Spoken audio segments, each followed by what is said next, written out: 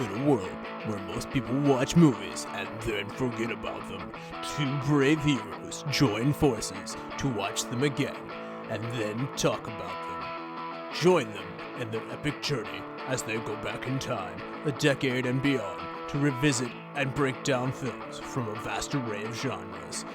Do these movies hold up over time? Are they classics? Find out on Retro Movie Roundtable. Starring your hosts, John Flack and Russell Guest. Coming now to headphones in your ears.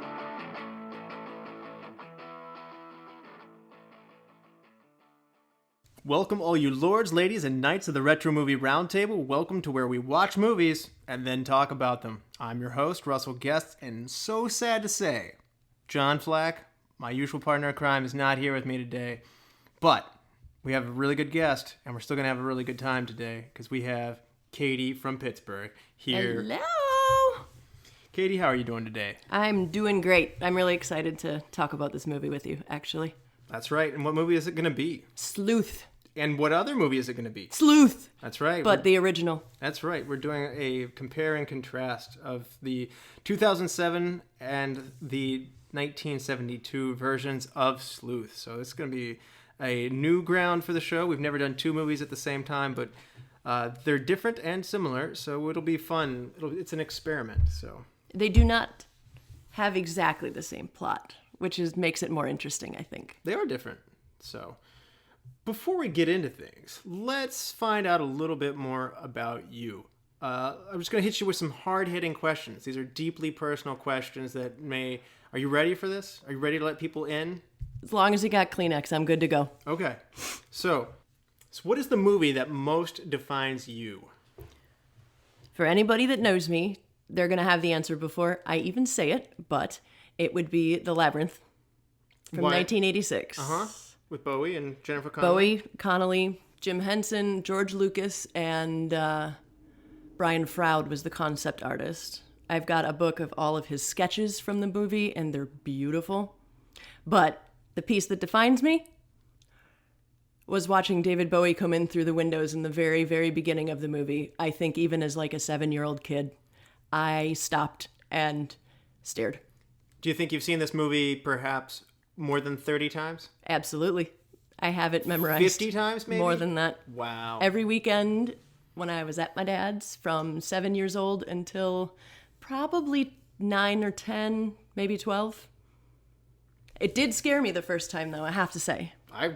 That's understandable. I didn't see it until I was probably just out of college, so I didn't get the magic as a kid, but I could certainly understand. I remember thinking, I was like, this is kind of scary for kids. So It is creepy. Not as creepy as Dark Crystal, but it is creepy. So today we're doing a remake movie or a revival movie. What one movie would you remake if you could, and why? So I have to give the caveat that I prefer psychotic thrillers and mind benders. So I would say I think it would be great to go through and actually do The Wizard of Oz with the same character names, pretty much, but basically start it in color and then reverse it to black and white where the dream state's different and make it modern, more similar probably to Requiem of a Dream, like Darren Aronofsky style. Now, Of like you don't know what's going on. It wasn't a remake, but what did you think about the Franco Oz movie? It was okay. Okay. Okay, that's all I have. I'm sorry. No, it's okay. So you'd want to do it differently than that. It needs to be really twisted, yeah. Okay. And it has to have, even though everybody knows the story, it would have to have a twisted ending. Tim Burton? Everybody knows him, so no. Okay. Like Darren Aronofsky would be my Requiem for a Dream would be a good example. That sounds heavy. It's very heavy. That would be the point. It's a kid's movie and it's supposed to be beautiful and fun and So I don't know. Yeah, so the next question I gotta ask is, what is the funniest thing that has happened to you in a movie theater? This one's going to be throwing it back a little bit to Kindergarten Cop. My sister and I were in the movie theater. My parents were watching a different movie. So we were sitting there with candy for once, which we never got. And I believe she had some hard candy like Skittles maybe or something like that. She was getting ready to open it. Right at the point where the line comes up that, oh, yeah, her husband left her for another man. Mm-hmm. We're like 10 years old. Yes. My sister was the only one that laughed in the entire theater from her gut and spilled her candy all over the movie theater, rolling all the way down the aisles, and it was just her. Did people get a turnaround? I don't know because I was like frozen. But yes, a 10-year-old kid getting a line before all the adults in the theater did. Oh, man. I know, normally I don't answer the questions, but just because this one came up. Not so long ago, some other coworkers, because Katie and I work together, I failed to mention that she's one of the wonderful people who keeps the building information models up and running and helping keep everybody moving. So she's a computer wizard, and I am not. But the interesting thing, I'm going to Blade Runner with some previous guests, Ben and Alex. Yep. Alex Jaskowiak was on there as well. DJ was there, I believe.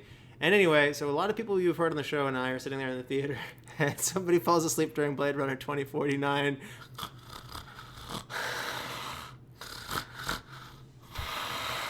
Oh my God. Yeah. For quite some time.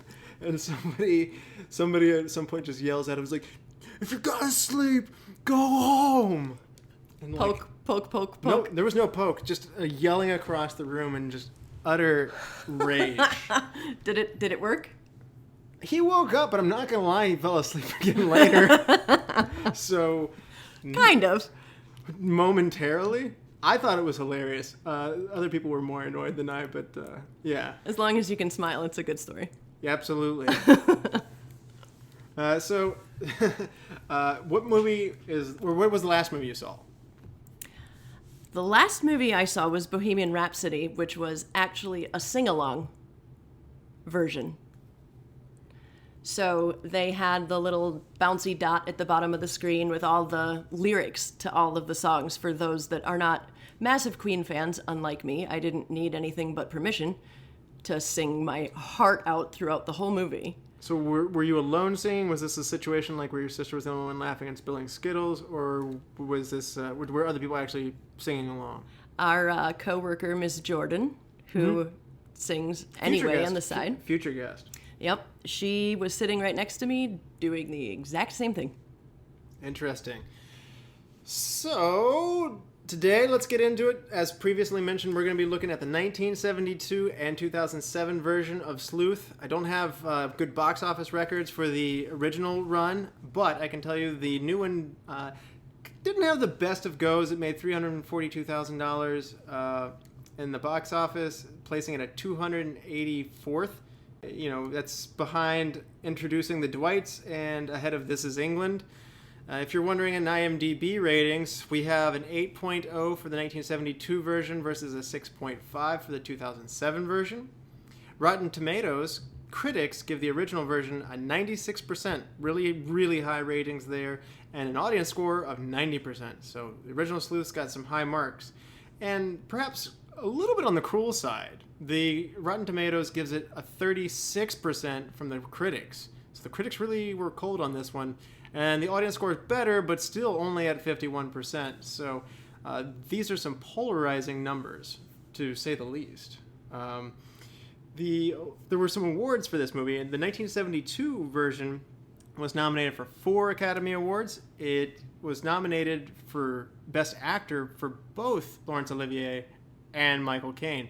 So that's pretty unusual for that. And the Best Director got a nomination, Best Original Dramatic Score were all candidates for that one. So the new movie got the Golden Lion Award for Best Director, Best Screenplay in the Standard British Film Awards, and the Saturn Award for Best International Film, and the Queer Lion winner of the Golden Lion nominee, Venice Film Fest. So it got some accolades too, not necessarily Oscar hardware, but They're definitely for the audience that loved the movie.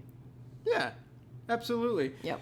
So, Katie, tell us, had you seen this before? Had you seen one of them before? If so, when did you first see it? Give us a little background here.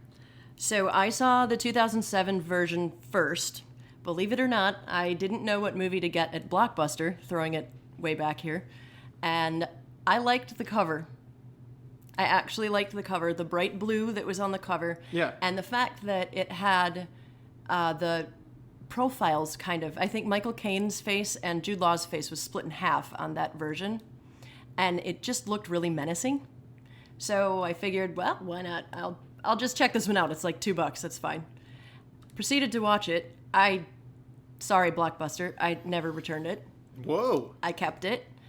And I knew that there was a remake, but I never watched it until you and I started talking about doing this podcast. So did you not want to see it just because you liked the original one so much, or just didn't get around to it? Honestly, I think it was more that I needed the right time and place to be able to appreciate it. Okay. And that absolutely happened. And the timing of watching it was perfect. That's good. I had seen neither of these movies. I had been recommended to see these movies, both of them. And I was pretty excited to see both of these. And I made a point of seeing the original first. And I wanted to let everybody know out there, you can actually come across this at the moment or at time of this recording. Who knows? These things come and go. It is available actually for free on YouTube. So can't beat that price. Nope, that's how I saw it too. Yeah, it's pretty accessible. So I can't guarantee you that it'll be there next month or next year whenever you're listening to this. But at this point in time, it's free for everybody. And then I watched the remake. So I went at it in reverse order of Katie.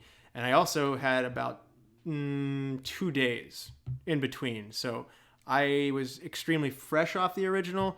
And even when I would normally watch a remake, I wouldn't watch it that close to the original. I would prefer to see something, let a lot of time go by, and then see the other one. So I can either have the experience again. So this perhaps is different in that So you decided then to do the same thing as me with the opposite movies would be ideal for you. So you see the original first, wait for like 10 years, and then, I know it's an extended point of time, but wait and then watch the remake. Yeah, without John's time machine, which he has, and I'm sure he's traveling the ages right now, I don't have a good way of doing that. So no, I had only a week to work with. So anyway, I like both of the movies as well. And so as we get into it, we'll find out my thoughts on that. So, do you think it affected your opinion? Sorry to interject.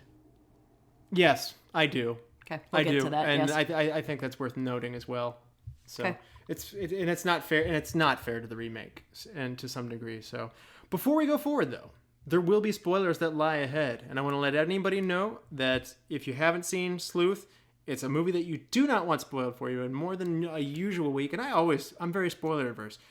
Don't listen to this if you haven't seen it. Do watch it and then come back and listen to it. It is worth seeing, and take our recommendation. So with that being said, we're going to get a special message for, I can't believe this, we got another president coming in here to give us another endorsement. A lot of people are writing in and saying, hey, you guys are getting all this Republican support from Donald Trump. And so we have Democratic former president John F. Kennedy. Turns out not dead. I mean, it's like a Tupac kind of thing. Nope, not dead. So we'll be back after these messages. This is John F. Kennedy, your 35th President of the United States. Here to talk to you about a matter of utmost importance in this pivotal time. My fellow Americans, ask not what your podcast can do for you, but what you can do for your podcast. We ask you to go to iTunes, Stitcher, Spotify, or other sources of your podcast. Subscribe to the show, give them a 5-star review, and comment on the show. I challenge the listeners to like Retro Movie Roundtable on Facebook and write the show at retromovieroundtable@yahoo.com. We ask the listeners to do this not because these things are hard, but because they are easy and they help grow the show and improve it. Let us not seek the Republican podcast or the Democratic podcast, but the Retro Movie Roundtable podcast. Thank you, America.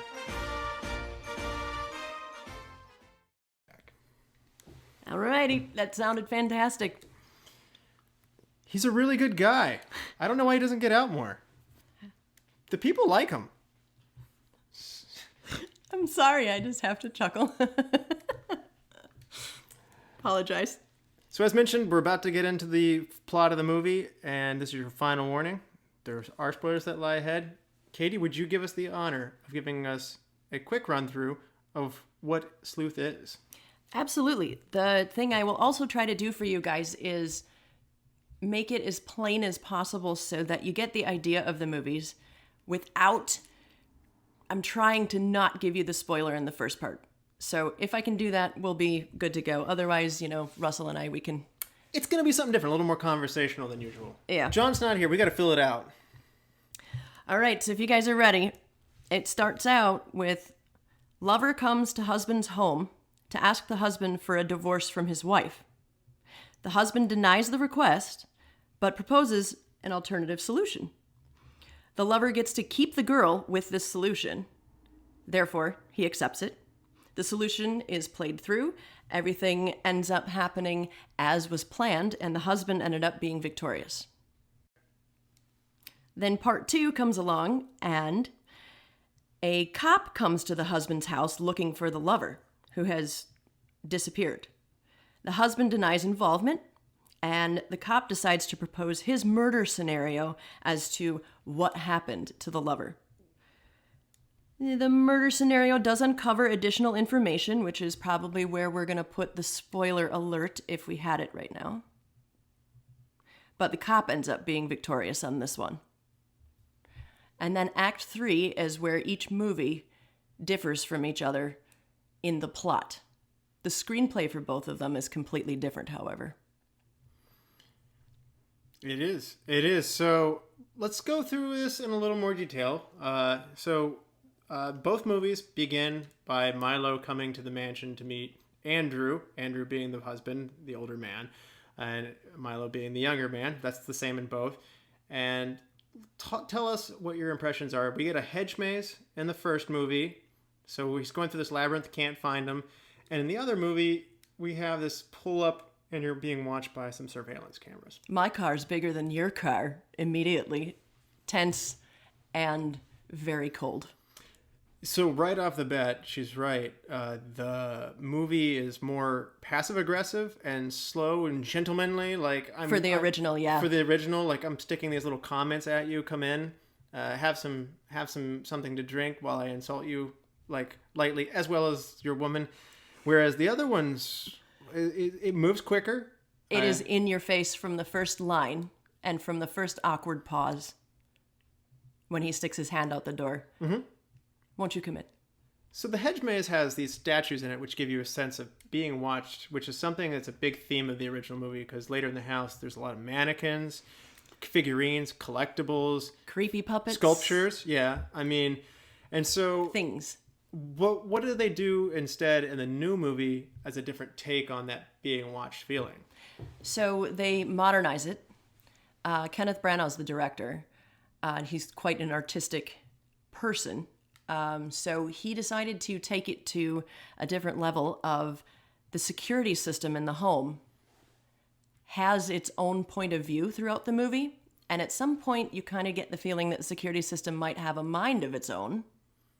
However, the lighting and wall partitions and what were the other pieces, fireplace. Projectors, yeah, the fireplace, reflections, everything is controlled by Andrew with a little, we don't want to say Apple remote, but it really is a little universal remote. It's an Apple remote. It's totally iHome. Yeah. So we went from mannequins and things watching you like a massive overload down to nothing. If you see something watching you, you're looking at a camera, and that's it. And so Andrew suggests that Milo does not have enough money to actually make this relationship with his wife, who he seemingly acts like, oh, you're doing me this big favor. I don't really, this woman's a headache, and boy, are you sure you want to do this? You're doing this for me. I benefit too. Yeah, she's going to suck you dry though, and because I want you to take her off my hands, please, take my wife. Absolutely. He comes up with a proposition in both cases, in both movies, to commit, I guess, insurance fraud by stealing jewels and then selling them, but then collecting the insurance money off of it as well.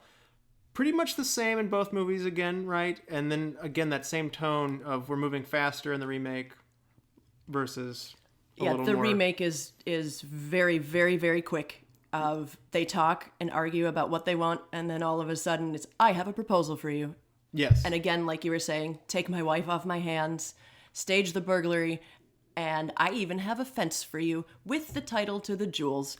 So it's pretty much the exact same thing. It's just very, very fast-paced and very much in your face constantly. I think one thing I do like about the remake here is that we start to like Laurence Olivier's character, or the older man, Andrew, and we start to like him, and he and Milo seem to be building a bit of a friendship. This is not something you see in the newer movie. They're at each other's throats the whole time. I think they absolutely do show camaraderie. They're just... they're still at their throats at this point, I think. They're rude to each other about it, but it's kind of an appreciation. So they're dressing up in costumes. He's talking about how elaborate his plot is, and you're thinking this guy is a really eccentric novelist, and he's just so down for theatrics that he has to do it this way. And so Michael Caine's dressing these big clown shoes and has this clown costume on, and none of this would be needed. As he points out multiple times, is like, is all of this really necessary? And, of course, good boy. I need to make a fool of you to make myself feel better. Climb the ladder with those clown shoes. Yeah. So he sets it up to actually blow out a safe and actually get the jewels out, staging a robbery. So Milo agrees to stage the robbery, and he changes into this clown costume in the original. In the other remake, he doesn't change at all. And Andrew seems to lead him through each step in both cases. Somewhat, yeah. I think it's just the plot is more direct in the second one. Because there's no changing into costumes. There's no in-between. There's no frills at all. It's direct and to the point. This is what you're going to do. This is how you're going to do it. Go do it. I'll tell you how to get away with it. So listen to what I'm saying. Olivier's performance of Andrew is a little more erratic, too. Again, adding to the eccentricity, he's mad at him. He thinks it's funny. Mm-hmm. He thinks, good job, you're doing this perfectly well. And again, he's emotionally all over the place. You're just like, what are you? You don't know what to take away from it. Caine's more stone-faced, like, I know what I'm doing. This is all going the way I wanted to. Absolutely. Egging him on. And so there's a big difference there as well. So the other bonus we forgot to tell the listeners, and this is probably my favorite part about these two movies, is the fact that Michael Caine played Milo Tyndall in the original, who is the lover. And in the remake, he played Andrew Wyke, who is the husband. So, Michael Caine is in both movies. Yeah, we should have brought this up sooner. It's okay. But we'll get to it again when we get to the end and we're talking about interviews and whatnot. However, the other really interesting part of it is that as Jude Law's playing Milo Tyndall, he kind of looks like Michael Caine. I'm trying my best to stick with Andrew and Milo so that it's about story comparison. But if I'm slipping out of it and saying Caine and Olivier or Caine and Law, forgive me on that one. So Caine works for both. You're going to say Olivier and I get Law, and we're good, right? I think the listeners are thoroughly confused now, but yeah. So Andrew turns on Milo and points a gun at him after the jewel heist seemingly has gone as planned. And he holds him at gunpoint, and in both cases makes good time to explain to him why this is happening. And obviously Milo grovels and is, reduced to crying and begging. In both cases. So in this case, this is one of the most similar aspects of the movie in both of them. I would agree. 2 days later, we hear a shot and we believe Milo is dead. It's assumed. As Katie pointed out, 2 days later, Detective Doppler in the original comes to visit, and Detective... I don't know what his name is in the second one. I don't think they make it very obvious. I think it's said once. I admittedly have not written that down. That's shame on me. But... It's not important. It's not Doppler. Plot. It's not Doppler. Yep. So anyway, the detective comes in and suspects and pieces together Andrew being responsible for killing Milo. Again, it happens a little more slowly. You come to it as if like, oh, there's a policeman here. He's making him nervous in the original. Whereas the other one, it's he goes right to it and knows where to find everything right away.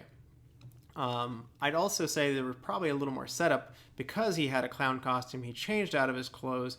There are a few more of these planted items that were callbacks to that earlier time. So some of that time they put in there does lead to that built-up reveal of this detective picking him apart and seemingly pulling out his plan. The plan is somewhat similar. Yeah. At least. I think the delivery is just a little bit, again, like we were saying, faster paced for the 2007. It is a relentless cat and mouse conversation. I would say in the 72 version, Andrew loses his cool more. He's more frantic. He's sweating. He's like he's trying to beg with the detective. He's like, look, I used a blank. And he's like, I see live rounds in the wall. He's like, well, I shot twice, but the third one was a blank. And this is all the setup for a joke. You see, it's a joke, right? And the detective's like, this doesn't sound like a joke if you're firing live rounds in your house. Doesn't seem like a nice thing to do to someone. Yeah. And so the detective in the new one's probably a little angrier with him as well. And yes, I say that somewhat may have, and I might be at a disadvantage here because I watched the original first, so I know that this next step is coming. But I think it still would show sooner. That turns out Milo is the detective the whole time, and he unveils himself, and that this whole investigation is a return prank to make him sweat because he was humiliated. So the cop and Milo, same yes. person, end up getting back at Andrew for humiliating him. I think Caine is a little smoother, but again, the Olivier version of it, or the original 72 version of it, shows him like grabbing his heart more like, man, I need a drink, or like, I almost died like right now because this was too much for me. That brings up a good point, though. The differences between an eccentric, wealthy man versus the character is played instead in the new one as a, again, wealthy man. They're both authors, but Andrew Wyke in the 2007 remake is more psychotic and more cold and detached emotionally for the most part. So he manipulates easier and quicker without frills. It doesn't take a lot of effort for him to do this. Yeah, and I would say that the Olivier version, the original one, he's invested more in this. Like he's more Absolutely. He's more duped, and he feels like, you got me.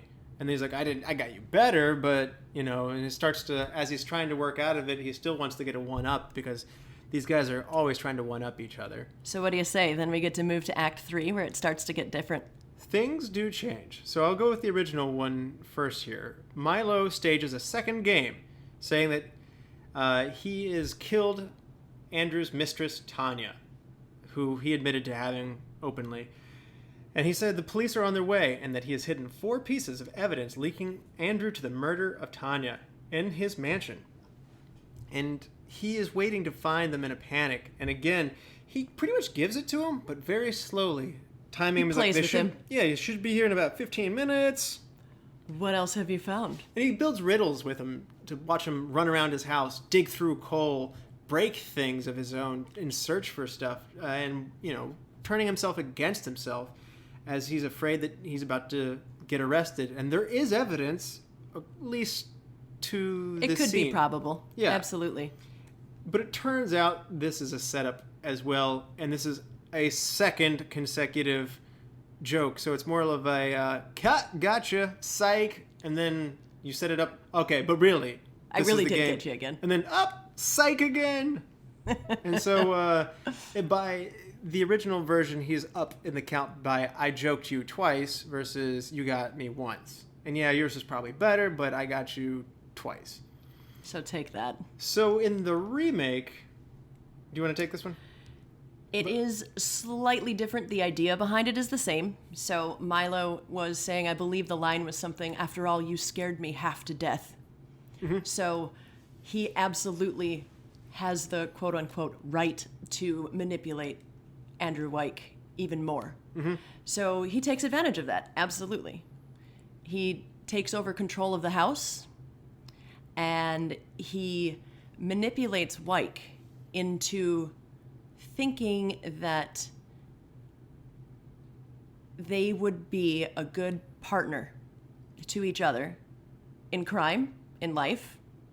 They would be able to live their life as happily as they have been throughout this whole scenario, because they do say that they both, and it's very apparent also on their faces, they both are enjoying this immensely.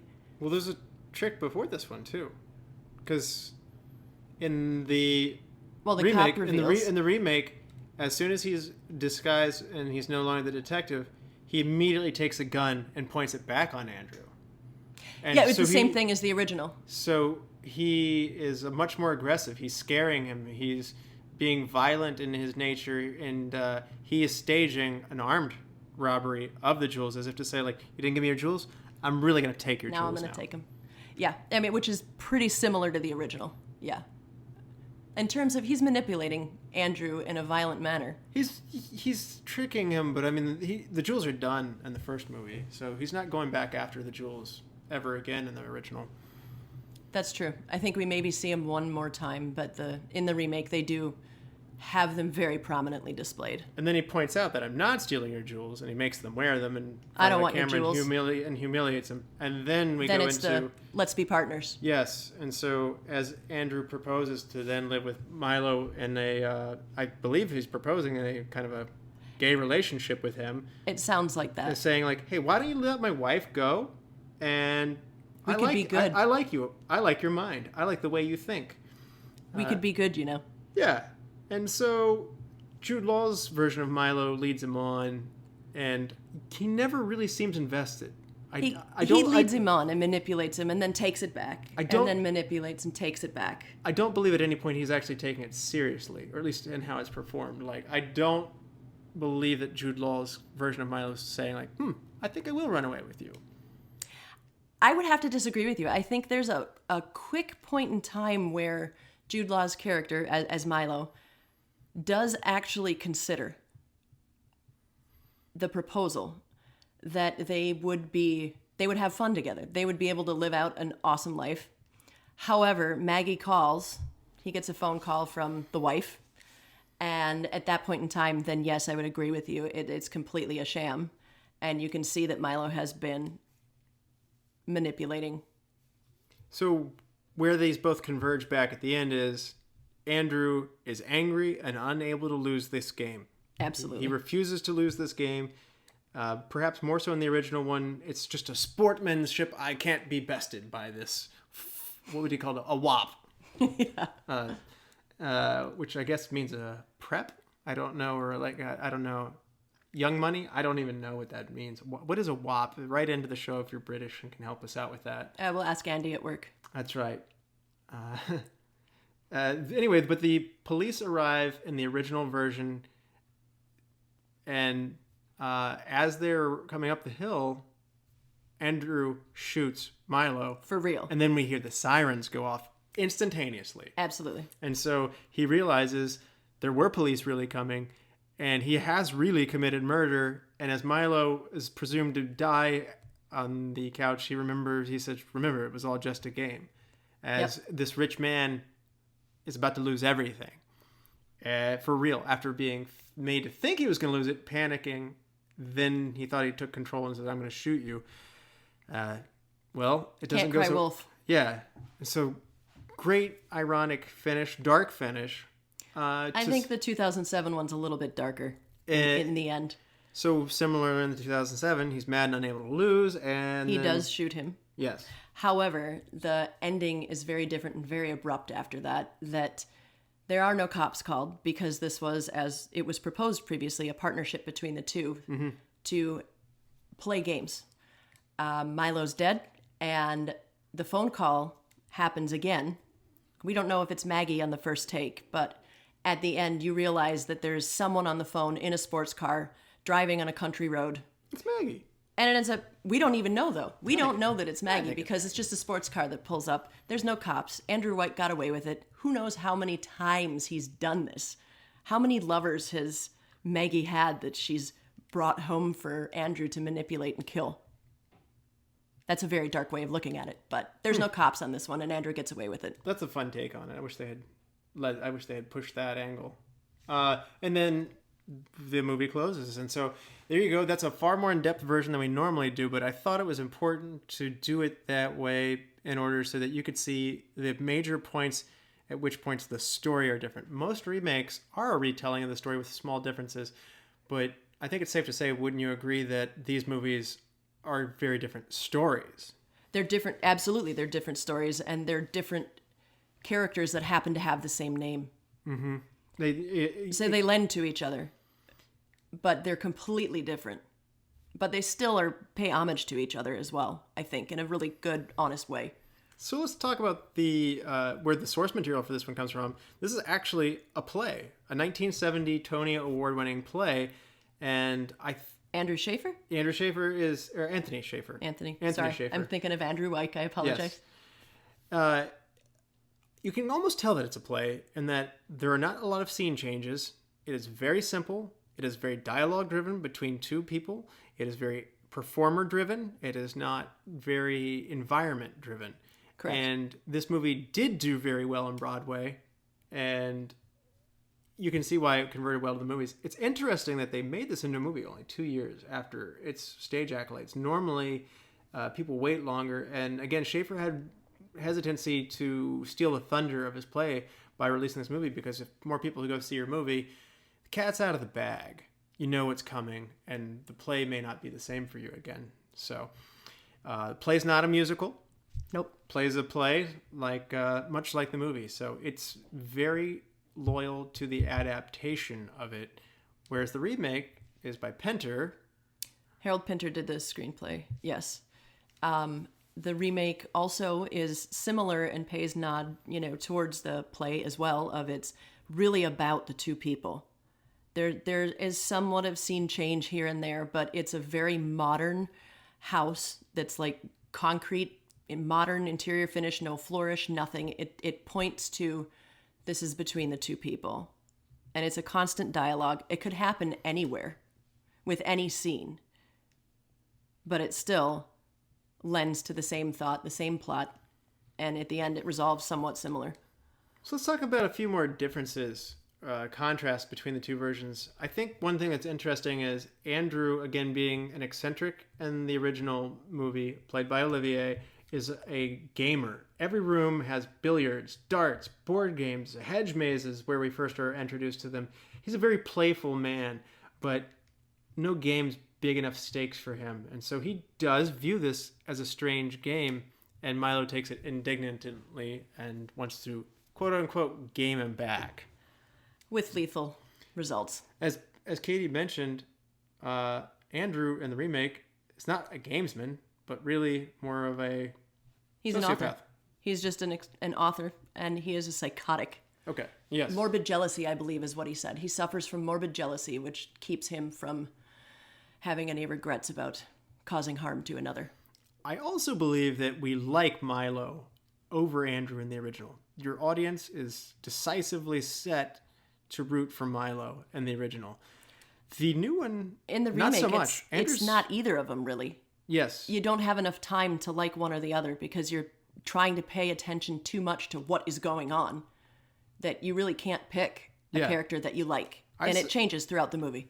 I'd say that I ended up feeling sorry for Andrew in the remake at some points because Milo's so mean at some points. And so you're normally in Michael Caine, old original version, you're distinctly in his corner. And even though it doesn't finish well for him and that he dies, in a way, he kind of gets the last laugh. And the audience leaves there saying, like, I'm settled, Dark irony, who saw that coming? Whew, my mind's blown again. But the good part about the second one, though, is that you do feel bad for Andrew again, a little bit. You do. Until the very end. His wife comes crawling back to him. But you got to realize that by his demeanor, it had to have all been planned. I'd say no remorse. I'd say they want you to like Andrew better in the remake. That's a big difference, I think. I'm gonna have to disagree. I think I would still stick with it's not about really liking the characters. It's about the back and forth conversation, back and forth, back and forth, back and forth of who's one-upping who in a conversation instead of in a game. The game that's being played is on top of the conversation. but like you really don't. There are fleeting moments throughout the remake where you like each one more than the other, but it changes back and forth until the very end. Another small interesting difference is it's much more about class in the original. We have a character, Milo, who is successful in his own right. He's a hairdresser with multiple salons and he's doing well. But doing well is a relative term compared to this renowned writer who's in a mansion, has old money, and, you know, he's not afraid to say, like, you don't have money, you're not important, you're nobody. Look at you in your little salon over there. That's cute. Good luck. Yeah, and whereas Jude Law's version of Milo in the remake is a poor actor. He doesn't have money. He's out of work actor. Yeah, he's ambitious. He says you'll hear about me someday, but in spades. Is that threatening? I don't know. Is it? Isn't it? Scene change. So, that's a big difference in the two of them. That's the source of why Olivier's Andrew is so angry that not only is his wife being stolen, but he's being stolen by somebody who's younger, and I hate the very principle of what you are. Yeah. And so he's not even rich. It's jealousy, but it's not morbid jealousy. It's like a different level of jealousy. And in the remake, this one of my favorite lines actually after watching the original. In the remake, there's a point in the movie where Wyke says to Milo, "You're a hairdresser," which is a nod back to the original role that Milo had, his original job. And Milo pulls his hair out and he goes, "I'm not a hairdresser! I'm an actor!" and freaks out. Same thing.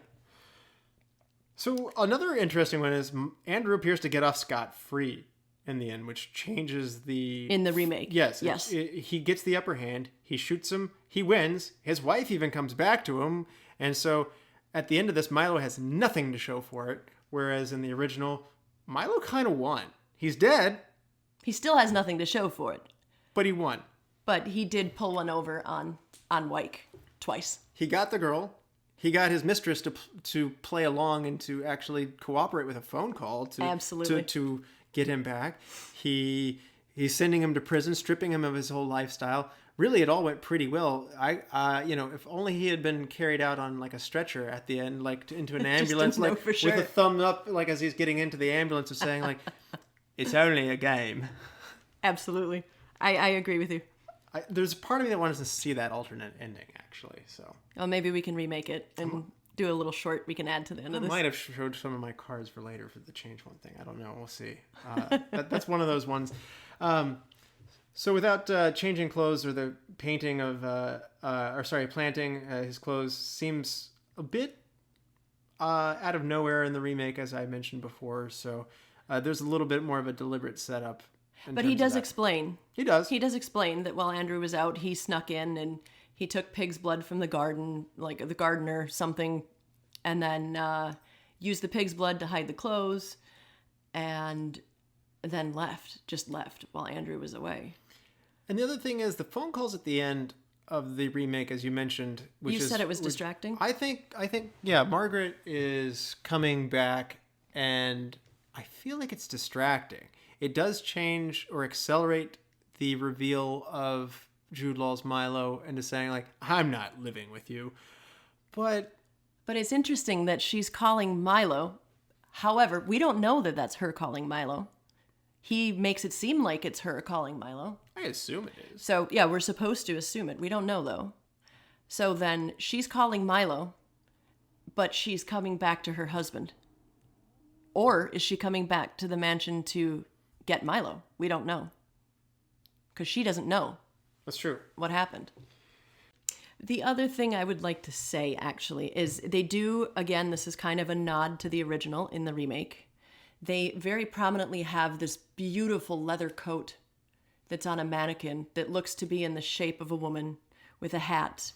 And it kind of portrays Maggie like as the elephant in the room. Mm-hmm.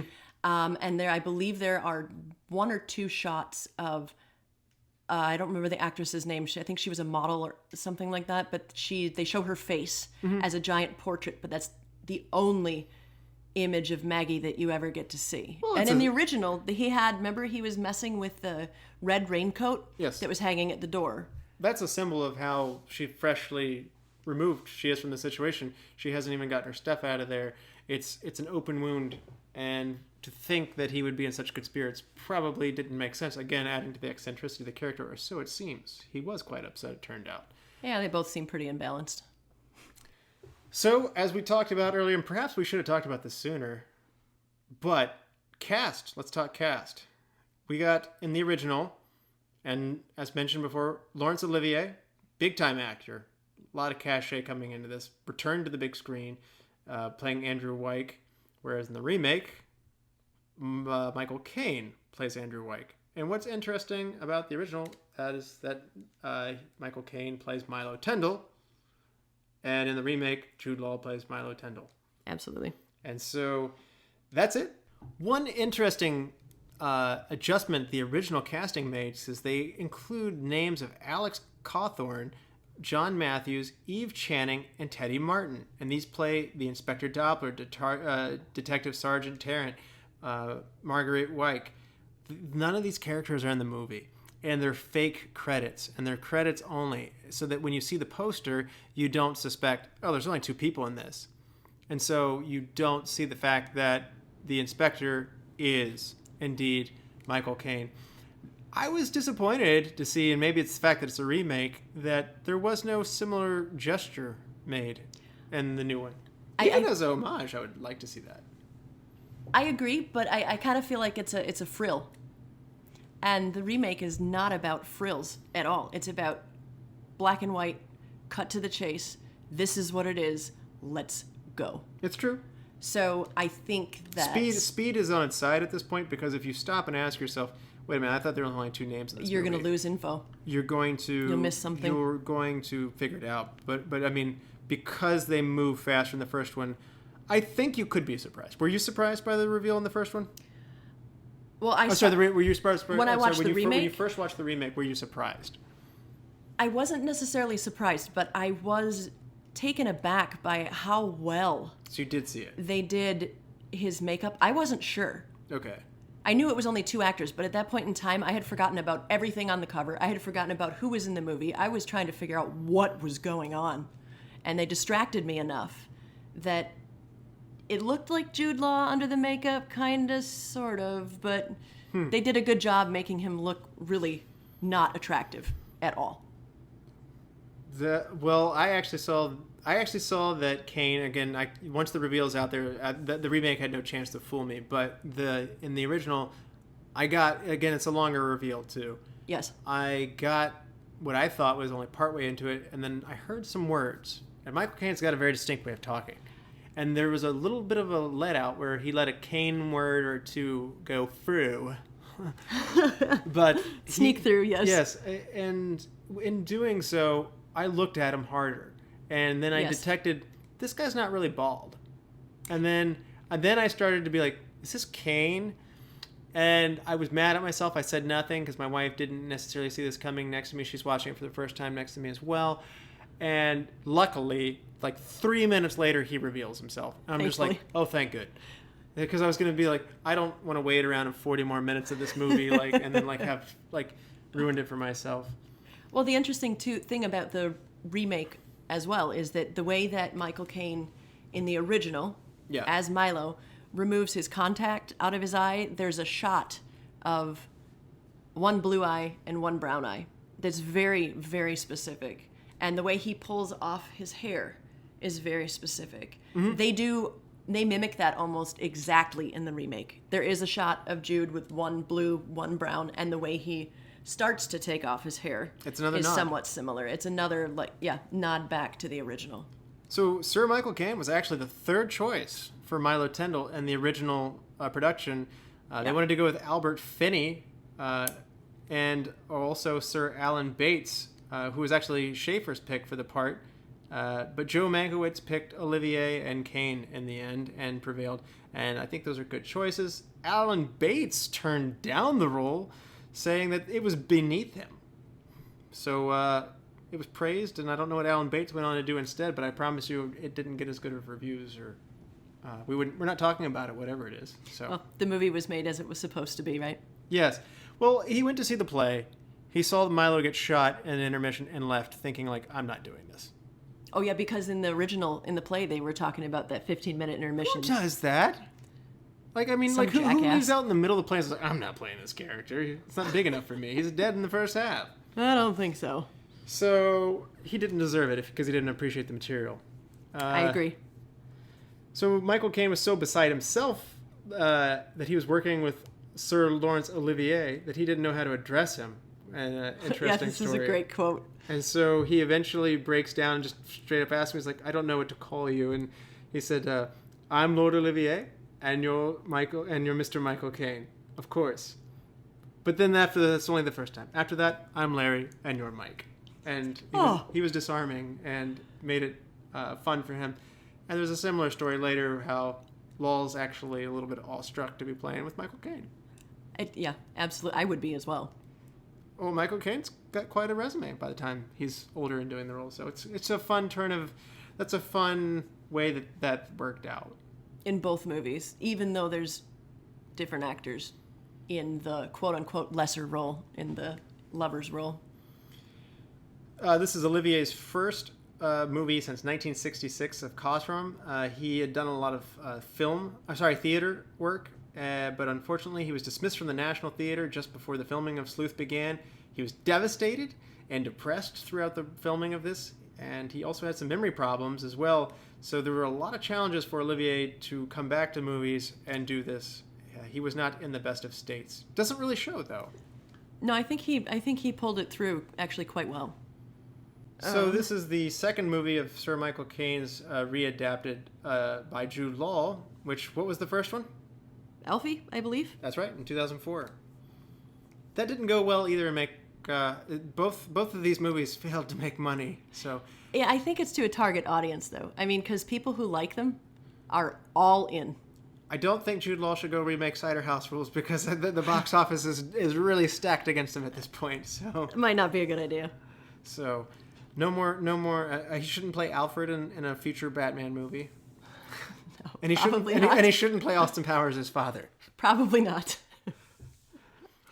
So, Caine had not seen the movie actually since it was made, and he intentionally did not go back and watch the original Sleuth movie from '72 because he felt the new one was so new, and the reason he had wanted to do it at all was because Harold Pinter had done the screenplay, and he enjoyed acting in that role that Pinter had written as his first performance from Pinter's first play, and this was his last project, and so Caine did his first and his last.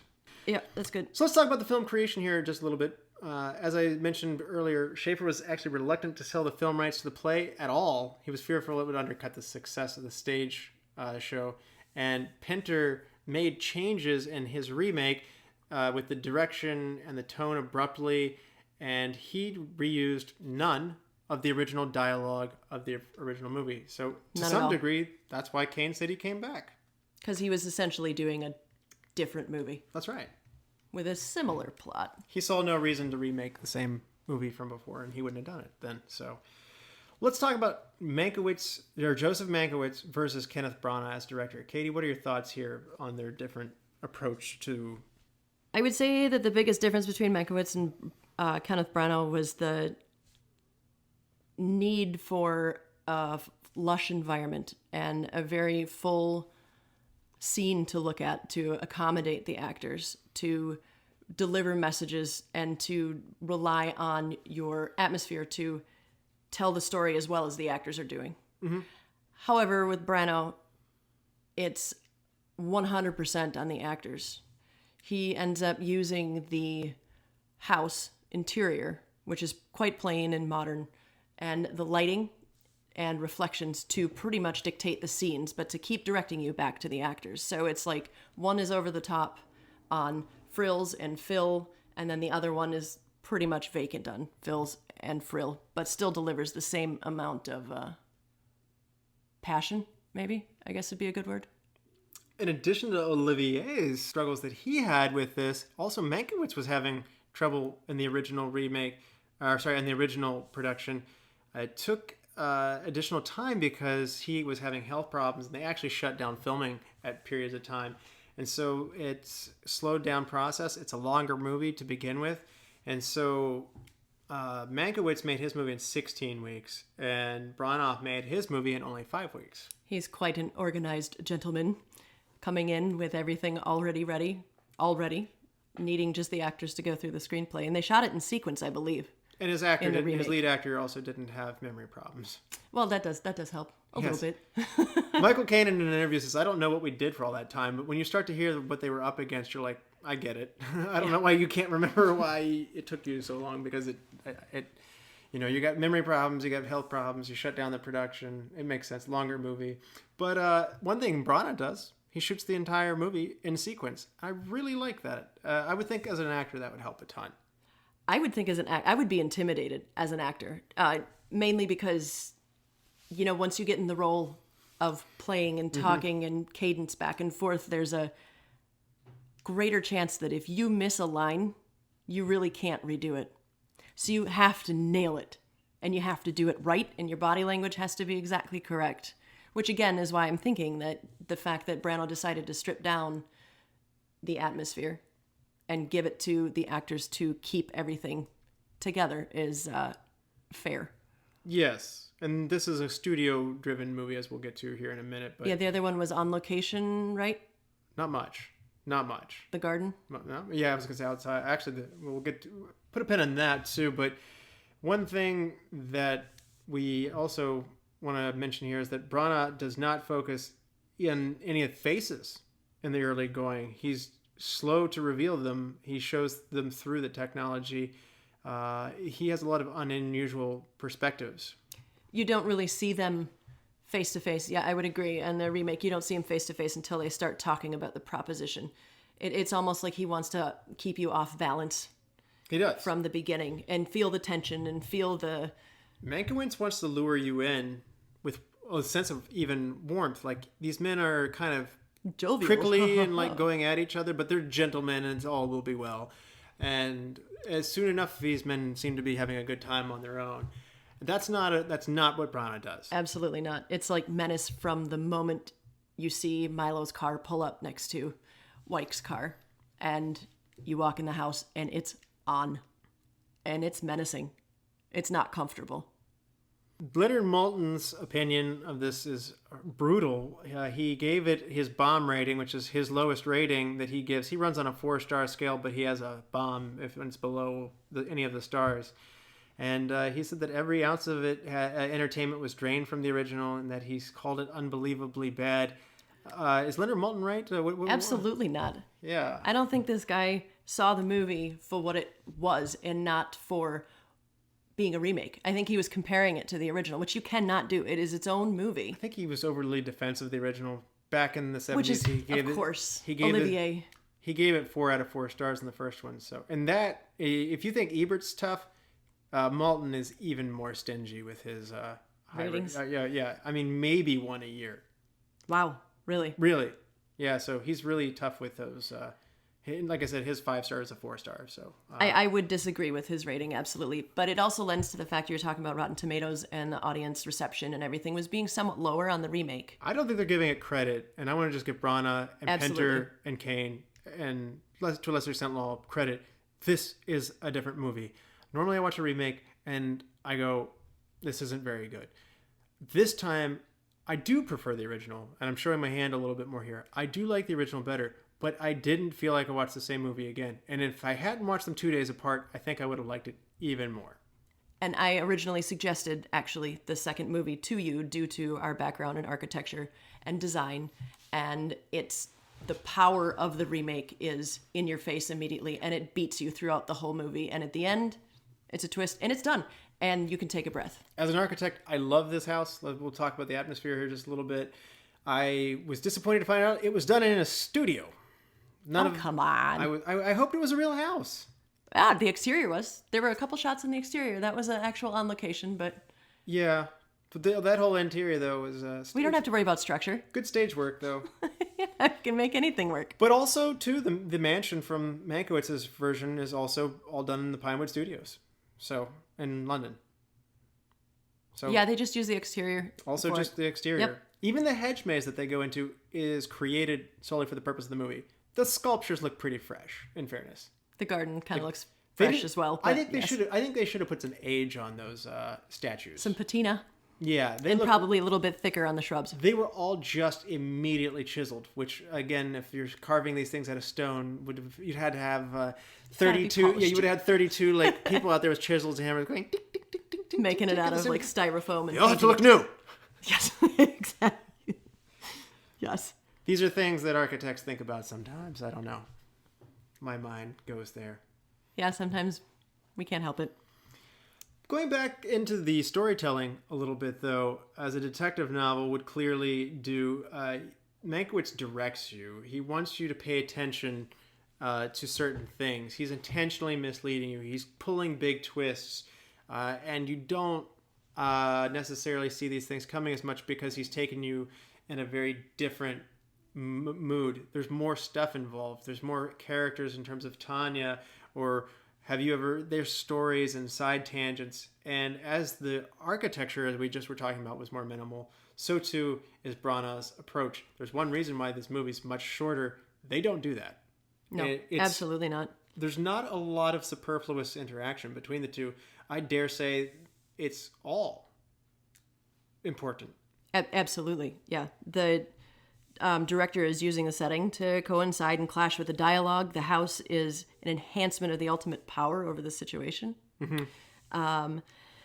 Basically, the feeling of menace and foreboding danger is constant.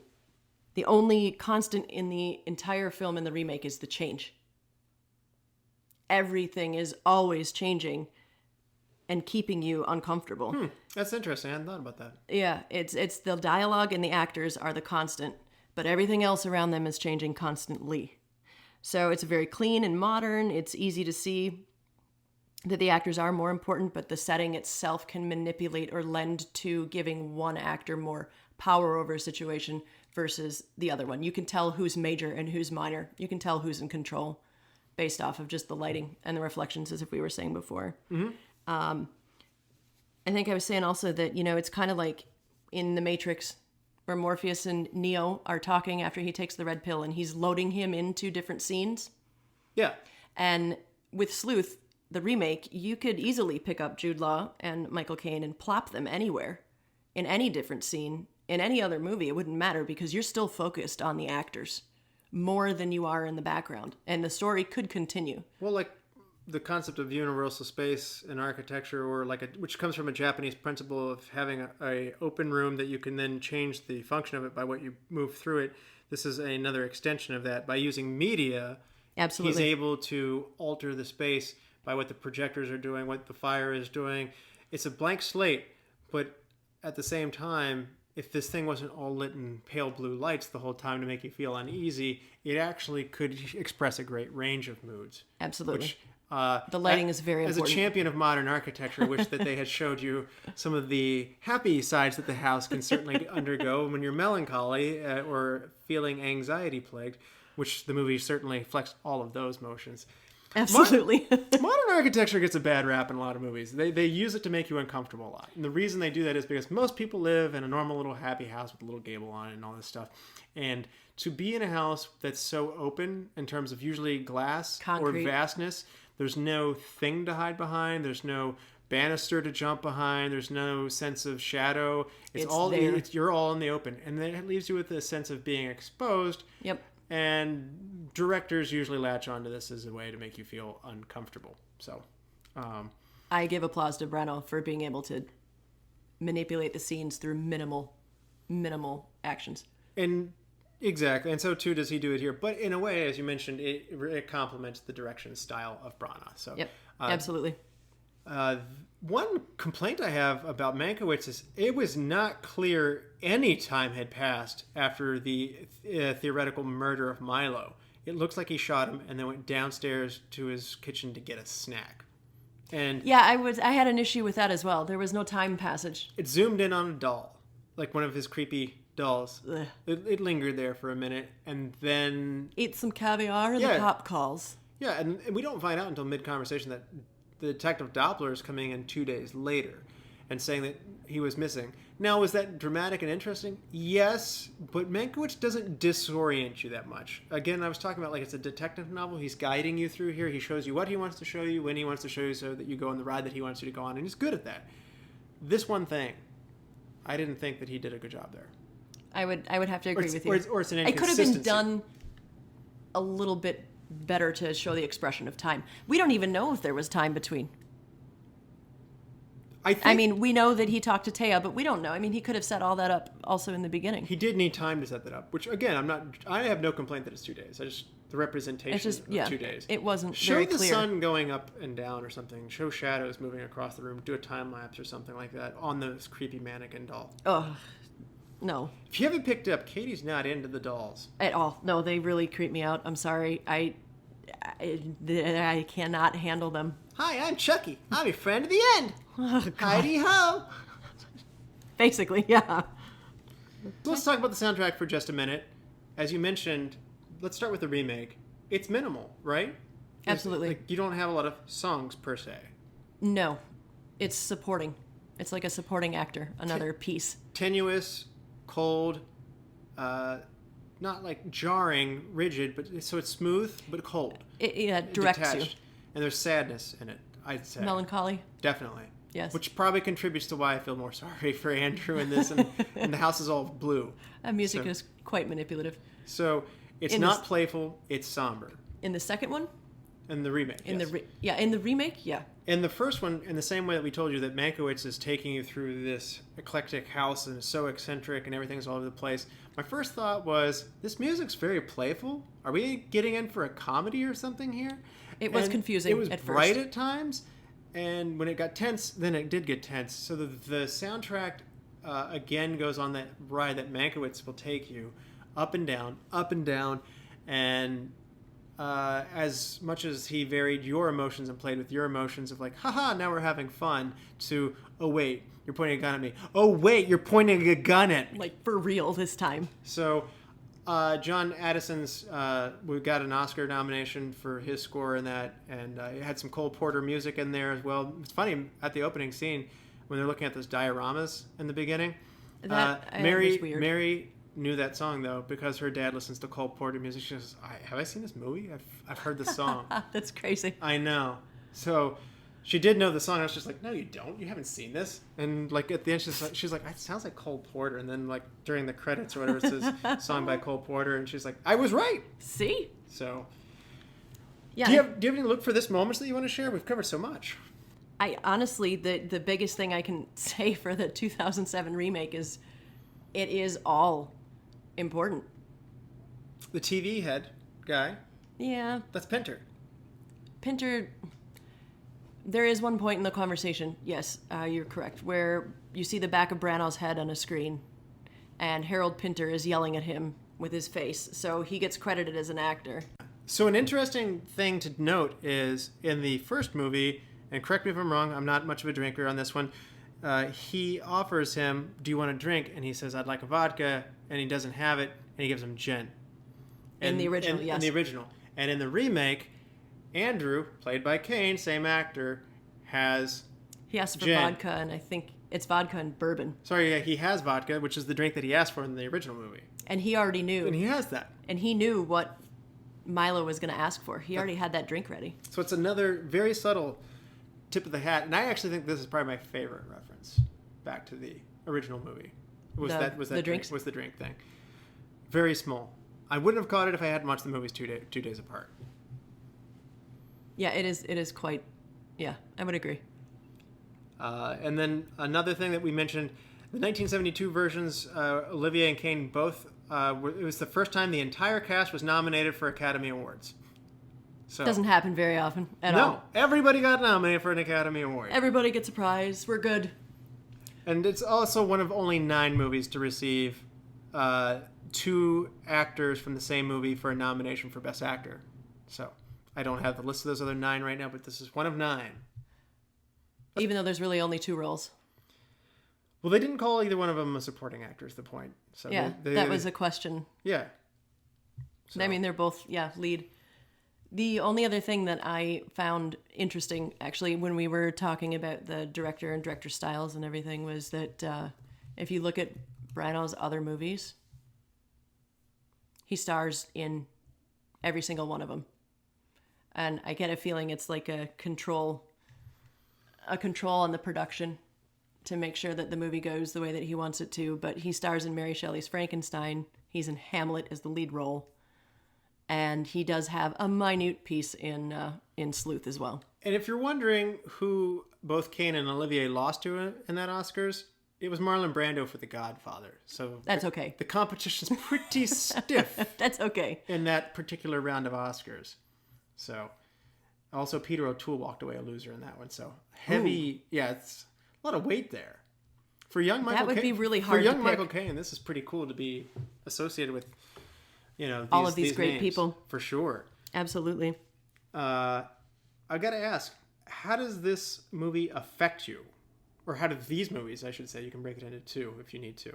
Well, they affect me differently. I do like the first one. Mm-hmm. It was too long for me. Mm-hmm. I have a very short attention span. And again, as you mentioned previously, I'm not a huge fan of the mannequin things in there. Those dolls really do creep me out. It did make me uneasy. Want to play? Yeah, no thank you, Chucky. But in the second one, I think the reason that I'm more for the remake anyway is just because it's faster paced. You get in, you go, it's done. And at the end, it kind of slaps you in the face, which makes me want to go back and watch it again. Whereas the first one, I didn't really want to watch again. It adds one more wrinkle to things. And you kind of do wait, what just happened? Yeah. And then you could go back and watch it again in about the same time frame as watching the first one. Watching both of these movies takes me back to a trick that I'm not much of a trickster. I normally just make comments and observations. Yes, you do. Observations on things that I see, and I sometimes have a different way of looking at things. But the best trick that I probably played on my wife at times, where I would wait inside my dorm room. We had one of these kind of alcoves that had a curtain in front of it. And so I'd leave the door open for her so she could just walk in, not knowing how long it'll take for her to get there. The door locks on its own when it closes. And I'd stand behind the curtain occasionally, jump out and hug her or grab her, depending on how you view the whole situation from behind a sheet. And the first time I did it, I got a pretty good reaction. Then I did it a few more times, and it was just, she might see it coming, and fun was had. But fast forward to many, many years later, we're living in Pittsburgh on our first apartment that we lived together. And this is a big place. I don't know why it was so big. It was an awesome place. But I turned off pretty much all the lights except for the one in the living room. And oh my God. So she starts to come down the hallway, and I can see in the reflection that she's coming down the glass, but I'm in a dark closet. Again, dark closet. There's more darkness involved in this case. And so she's saying Russ, where are you? Walking around the house, and I'm just sitting there going this is going to be pretty good. I can see when she turns the corner, but she can't see that it's just black. And so I jump out and also grab her, and same thing. Yeah, same thing. Gently hug. This is not a violent motion. I'm not slamming anybody or anything like that. Oh man, when she got the surprise on that one, she was screaming loud. Her heart rate was elevated. She had terror in her eyes, and you just wanted to apologize. Yeah, I did too good of a job, and I was like, oh no, this was a joke. I'm sorry. This was a joke. And so I no longer sneak up on my wife because I don't want her to have a heart attack. So, and it kind of reminds me of the movies though too. Right. The difference between the two movies. It's just a game. Mm-hmm. Yeah, absolutely. And so she probably owes me back for that one. So. Oh, I might help her prank you. I don't know. We'll see what happens. She was thoroughly pranked, as you could say, that which was not good. Most of these superlatives are very actor driven, and I think we've talked a lot about the other aspects of the movie. So this is just a very different, unorthodox episode. So instead of going through hidden gem, recast, and all these things, let's talk about if you were to make this movie today, who would you put in these roles? And you're not allowed to use Michael Caine or Jude Law or Laurence Olivier in this case. Who are you getting to play let's do Andrew first. Who are you getting to play your older man, Andrew, if you did this today? I have to give you the caveat first that I'm not sure I would redo it. You have to in this case. It's like Tropic Thunder. You've gone to a foreign country and you've been held hostage by a village of people, and they demand to see one play put on over and over again. Oh, you got a and random pick from the crowd? Instead of Simple Jack, it's going to be Sleuth because it's your favorite movie. Sounds good. How about Robert Downey Jr., since we're talking about Tropic Thunder? Okay. He doesn't have to paint his face, though. Just because they say it on TV don't mean it's not true. Okay. So, and Downey Jr. old enough to play, so he's your Andrew. I would absolutely say he's Andrew. He can be really manipulative if he needs to be. With my older actor, I'm going to go with John Malkovich. I would have to support that as well. I haven't really thought about the remake thing because I really wouldn't remake it. I know, but Malkovich would be a fantastic choice. Yeah, I think he'd take you on an emotional ride as well. With his eyes. Yeah, I think he'd get angrier too. I'd agree with that as well. Yeah. I think that would be an excellent choice. Yeah. Who would you put in for Tyndall? For Milo? So I'll do Tyndall first then. Oscar Isaac. So if you've seen the new Star Wars movie, new Star Wars series, he is Poe, but he's also an Ex Machina, where he exhibits a character that goes in a wide range of eccentric motions. And I know it sounds like I'm casting Andrew, but I think that he has what it takes to be two different people. I think that he could be the stern detective who I've seen him do angry for certain in movies, but I've also seen warmth in him too. So he's soft and cold. And humor in interviews as well. And so I'm going to go with John Malkovich and Oscar Isaac. Again, I don't feel the need to remake this movie again, but if I were to see a stage performance of Malkovich and Isaac doing this, I'd be excited. How about you? Who do you go with your Milo Tyndall? I agree with you that it would have to be somebody that could be soft but cold at the same time. So in terms of who I would suggest to play Milo Tyndall, I'm going to throw you a curveball. Mm-hmm. And I'm going to suggest that role be played by a female. What kind of female actress are you looking for? The person, again, like you were saying, has to be soft and approachable, like a swindler, but has to be really cold and calculated. Like maybe more psychotic than Andrew Wyke was portrayed as. Uh-huh. Maybe reverse it so that Wyke's a little bit softer and Milo's a little bit more evil in the remake, and as a female. I don't know exactly what female actor I would pick because I haven't watched as many movies as you. Well, that's an interesting one. We'll turn it on its head. But so we got Malkovich